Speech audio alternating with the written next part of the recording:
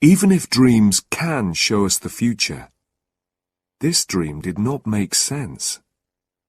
Must I never pass a lorry on a clear road? Can a dream show us the future and give us the opportunity of changing it? It is hard to believe. If we can see the future in a dream, then surely the future already exists. If it does, then we are not free to act in the ways we wish to.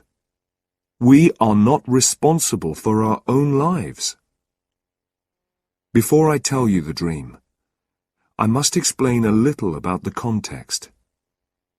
It was the summer of 4 years ago, and I was driving my family back from Italy through the south of France. My son had not yet learned to drive. My daughter was too young, and my wife doesn't drive at all. I had been at the wheel for the best part of 3 weeks. Perhaps I was tired. Perhaps I could think of nothing except cars. We spent the night of the dream in a town called Tain-l'Hermitage. Now I'll tell you the dream. I was sitting in a big, powerful, cream-coloured car, and I was driving at high speed through the country. I was coming to a bend in the road, and in front of me, there was a very large lorry. My foot reached out towards the brake, but it could not find it. I looked down. There was no brake. Worse, my hands held empty air. There was no wheel for them to hold. There were no controls of any kind. Already we were almost into the back of the lorry. I shouted in fear. Then I heard a calm voice coming from my left, and I turned my head. A stranger was sitting there. He was a cheerful man of about 40. He was wearing an expensive shirt, and on his head he had a red hat. I couldn't understand what he said. He spoke very quickly in French, and my own French is not very good. I didn't, in fact, care what he said. My eyes were on his clean, fat hands, which were holding the wheel. This car had its wheel on the left. He, not I, was in control. We drove safely round the bend. He turned the wheel slightly to place the car in the middle of the road. He was going to pass the lorry. The road stretched straight ahead. It was bright in the sunlight, and it was quite empty. Only one other person was in sight. A woman was sitting outside a small house with white walls, and this house was almost exactly ahead of us. She was sitting by a table, putting some flowers in pots.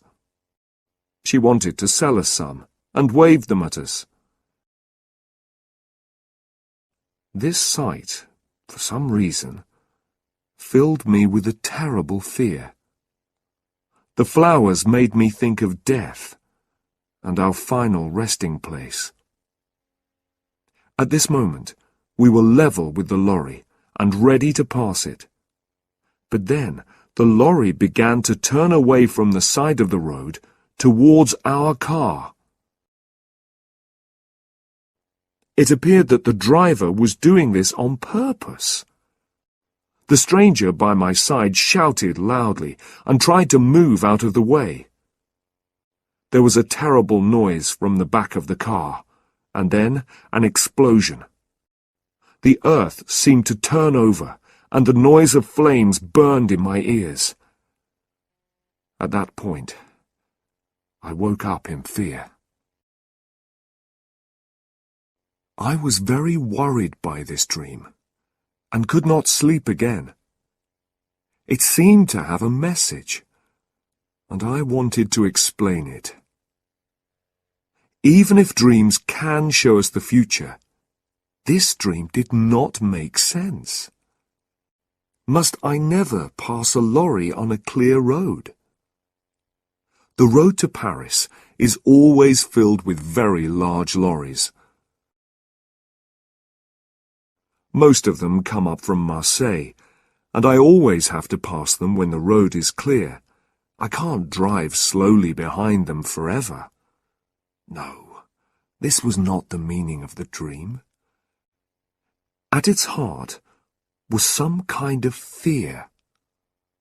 I had to recognize my fear, and then I could forget all about it. I thought about my driving during the last 3 weeks. I tried to remember all the lorries and all the small white houses. I thought of all the cars which were painted cream. I remembered nothing of any great interest.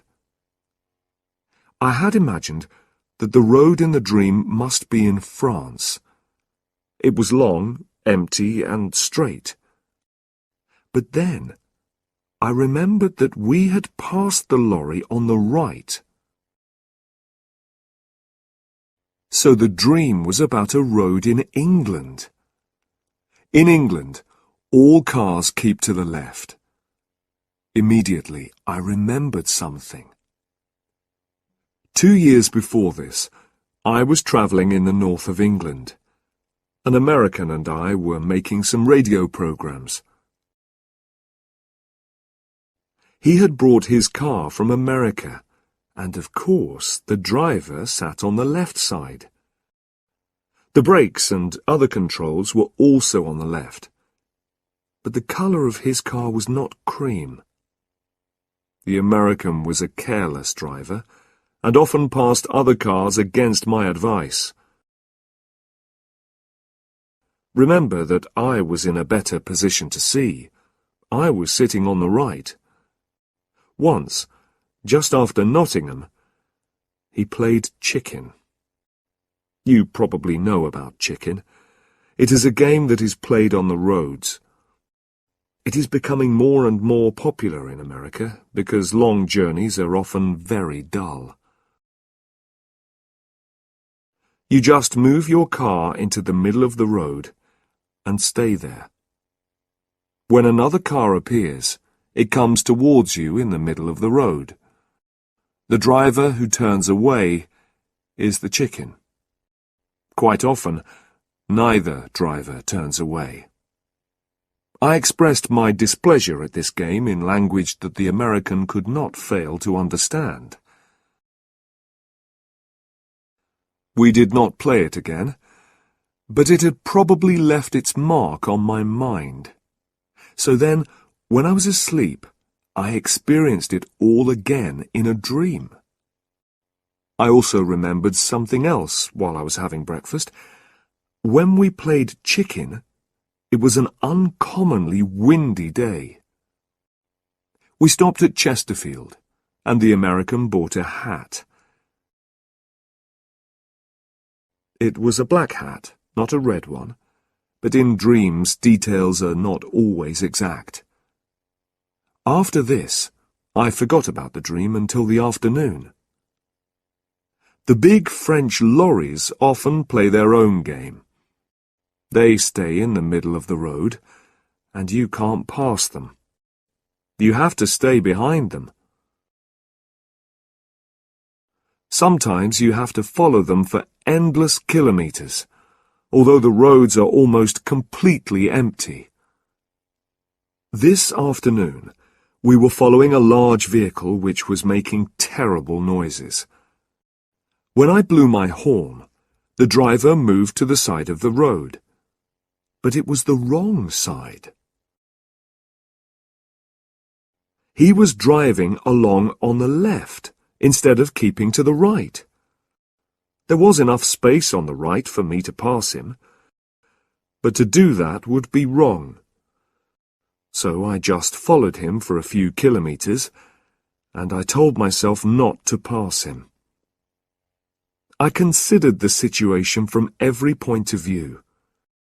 I could certainly turn my car more quickly than he could turn his lorry. It was a very big, heavy lorry. Could I perhaps pass him quickly on the right before he could do anything? If he turned to the right, though, he could easily kill us all. He probably wanted a bit of fun, but he might want an accident. If he killed us, nobody would say it was his fault. The law would be on his side. The road ahead was quite empty, and went on for many kilometers. I drove more slowly until some distance separated us. Then, I increased my speed as much as I could. I drove towards that empty space beside the lorry. My car was moving at about 110 kilometers an hour. The front of my car was almost level with the back of the lorry. Then, I saw something that knocked the breath out of my body. On the grass, beside the road, a woman was sitting outside a small white house with a table of flowers.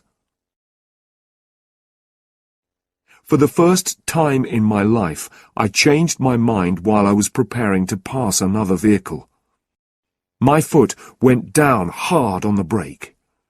The car rocked from side to side. From behind me, I heard the sound of a horn. Another car was following us at a high speed. I knew its color before I saw it. It was cream. I pressed hard on the brake and turned the wheel slightly. I was just able to move in behind the lorry without touching it. The other car passed us, and the driver blew his horn wildly. It reached the lorry, and then the lorry turned towards it. For a moment, I thought that the car was going to pass the lorry safely. It was moving very fast. Then the front of the lorry just touched the back of the car. It was only a light touch, but it knocked the car towards the side of the road, and the woman at the table. The driver of that car knew exactly what to do. With the greatest skill, he turned it back into the middle of the road. His control was wonderful, much better than mine.